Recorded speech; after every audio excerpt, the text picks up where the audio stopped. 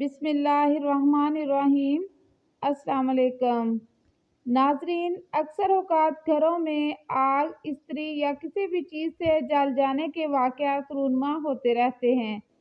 خاص طور پر بچے اپنی معصومانہ شرارتوں کی وجہ سے ایسے حادثات کا شکار ہو جاتے ہیں، تو ایسے میں فوراً کرنے والے اقدامات آپ کی خدمت میں حاضر ہیں۔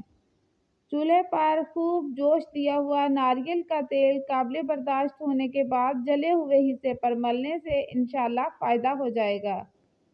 بہت زیادہ پکا کیلا اچھی طرح مسل کر جلی ہوئی جگہ پر چپکا کر پٹی باندھ دیجیے، انشاءاللہ فوراً سکون ملے گا۔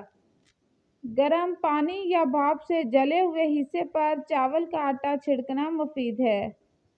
جلی ہوئی جلد پر سفید داغ رہ جانے کی صورت میں خالص شہد میں روئی ڈبو کر باندھنے سے انشاءاللہ داغ نکل جائے گا۔